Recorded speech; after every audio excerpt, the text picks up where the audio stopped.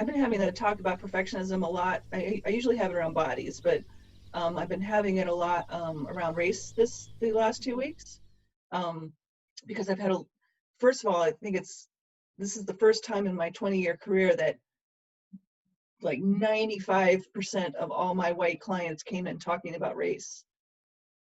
That's never happened before. Here and there, a smattering, occasional, but they're all talking about it independent of each other. I've never seen that happen. I'm very excited about that. And the conversation has gone to perfectionism a lot in that, because most of my clients are white women, and they come in saying some variation of, I feel guilty for coming to therapy and talking about my childhood, my trauma, my perfectionism, my eating disorder, whatever it is, when people of color have it so much worse than I do. And I have something I've started talking about that I hadn't talked about specifically prior to these last 2 weeks, is the role of perfectionism as a shared trauma. I've just been talking about it in the context of white women. Like, there's like all of our individual traumas have different details to them, but one overarching thing, at least with white women, maybe other people too, but mostly I see white women, is this requirement that you have to be perfect, and in a way that silences us. Like this cultural and family pressure to be perfect means that if you don't have the right answer, if you don't do something perfectly, you're wrong, you're dismissed, you don't know what you're talking about.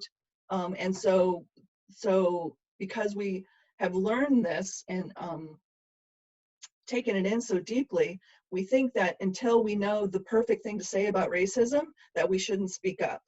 And that even with people of color saying, you're gonna mess up, but we need you here talking anyway. We need you here doing the work anyway. So many white women have just stayed in the sidelines because they don't know how to do it perfectly. And so I've been saying therapy, talking about working on your perfectionism, working on your trauma, if it helps free up your voice to make the mistakes you're going to make in this arena because it's new for you, that serves the cause that you're beginning to realize is important to you. So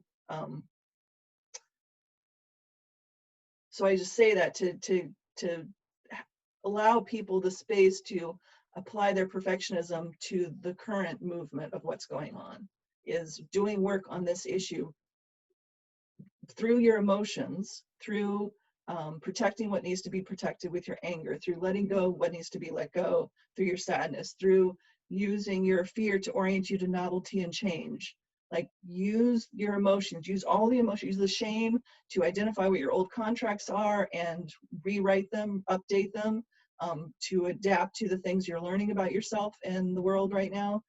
Use all these emotions, because they're all up for everybody right now, to move you in a different direction.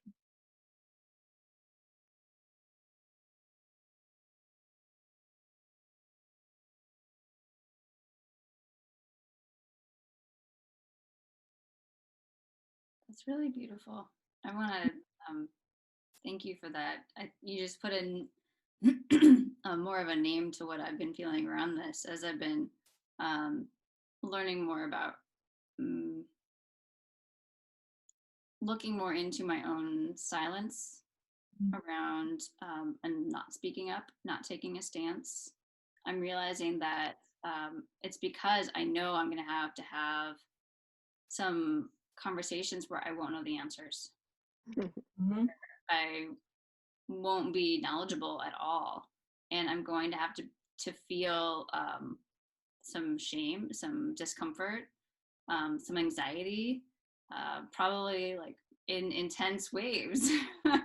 And even just that bodily anticipation is I feel anxious about that, and I've been consciously kind of starting to prepare myself of, Anshin, you're going to be wrong. Anshin, you're going to have to ask questions. Anshin, you're going to have to own up to your bias and to your blinders and your what you don't know. I know. And even if you do achieve a perfect moment, like Sherry was saying, that fleeting perfect moment of I hit it, I hit the point. I did it right. Somebody somewhere is going to still say you're wrong, because this is not one of the topics where there is a right that everybody agrees on. Right, but and you still need to speak up anyway. Right, from within me, that's what is going to have to count the most, right? Mhm. I'm going to speak up for my values and what I believe is right. Then that has got to be like the perfect moment right there. So, yeah, mostly fear right now. Because there's a lot of novelty and change Yes. going on.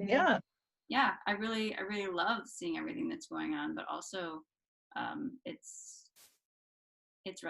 I'm recognizing that our lives have changed so much already, and they're going to keep changing. Yes. Like, get ready, get used to changing, because this is not going to stop. It feels like we are on a roll. Who knows what's going to be next? Yes. And of course, there's going to be lots of emotions along the ride, because we're in the rapids right now and they all have jobs to do. Yep. Yeah, we're in it. For sure. Mm-hmm. Yeah. Sherry, I also really liked when you said there are, that perfection is fluid. So yeah, the mantra for me now. Perfect can be in a moment, there can be a present perfection in this moment right now, but it doesn't stick with you. And I appreciate that too, because it's true. Yeah, like I'm playing with my daughter, I'm like, this is really sweet, and then the next moment I'm like, I'm done.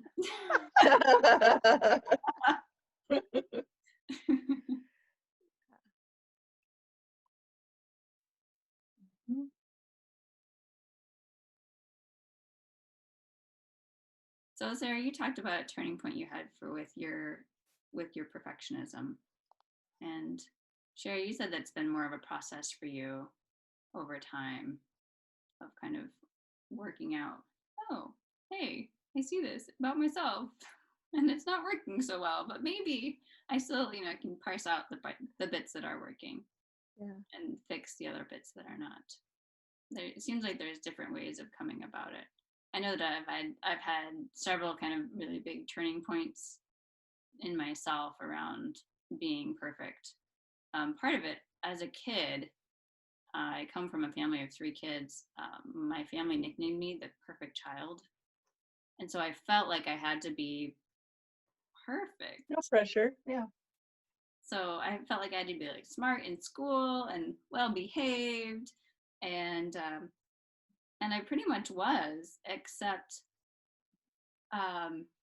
sometimes I would get really cranky and essentially throw fits. Like, no, I'm not gonna do it. And it would be around doing something my mom wanted me to do. She was like, honey, you need to take this allergy pill. You're not feeling well. Take it. I'm like, no, I don't take it.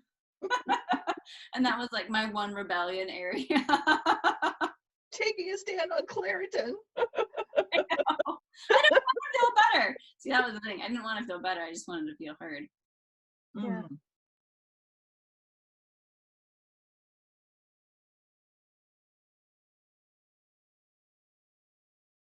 Yeah. That's good. Yeah, and your perfectionism didn't allow you to be heard. No, I couldn't be anything. I just had to be like, okay, if you stay quiet, people won't know that you're not. Compliance. Yeah. Yeah, there's a huge compliance component with perfectionism. You're complying to somebody else's standard. This is Murphy. Hi, Murph. He does not care about compliance at all. Not a compliant bone in his body. Maybe we have something to learn from him.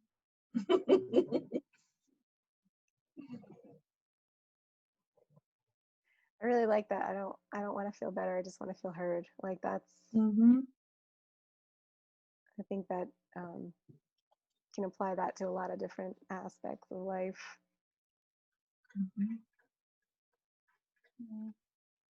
Yeah, as a parent, I'm really having to look at my own emotions and the ways that I'm treating my kid, and either acknowledging or not acknowledging what she's feeling, depending on what my own kind of internal messages are saying. Like, oh no, being really loud right now is bad. Everyone's annoyed, so you should be quiet.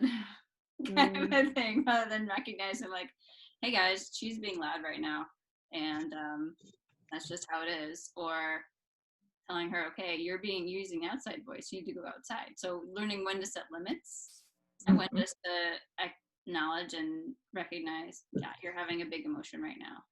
Kind of like figure my way out through this parenting jungle here. Emotional jungle. Which shows you why none of us leave childhood unscathed, because even if you had really well-intentioned, really well-resourced parents, parenting a child is freaking exhausting, and we are not going to be making the perfect choices all the time, and our child's going to feel the brunt of that without the gift, without yet having received the gift of an adult, mature brain that can make sense of it. They just take what they take from it, and those are their wounds that they grow up with. Like, none of us get out of childhood without those. Yeah, that's something I've had to come to terms with as a parent, recognizing like I don't have any control over like how she's going to take this. Right? Like, I'm going to do the best job I can do. I'm going to try to teach her some skills that she can use so she can recognize her own emotions. But I don't know what's going to traumatize her in the future and what she's going to look back on and say, Mom, you did such a bad job here. I'm beginning to hear those stories now. I'm like, oh yeah, that makes sense now. Yeah, I can see why you say that. Yeah, that wasn't so good, is it?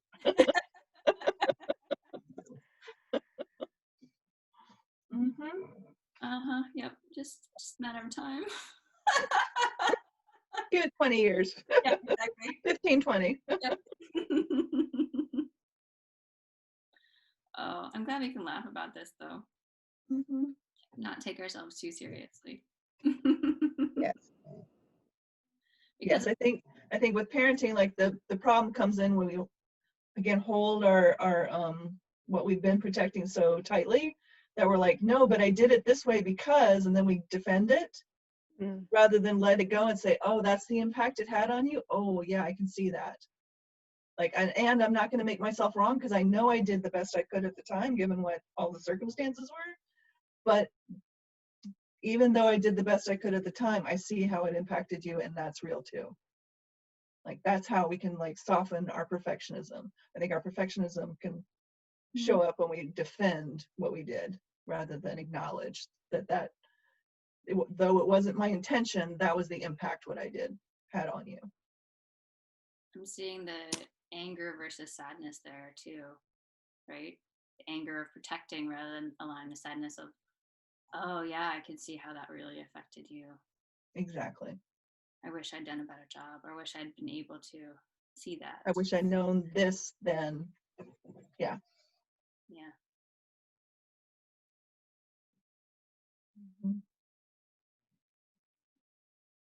Or I wish I had been this resourced then, because maybe I knew this then, but I was so sleep deprived, or I was so stretched then, or I was so unsupported then that I couldn't act in line with my values, even though I had the information even then.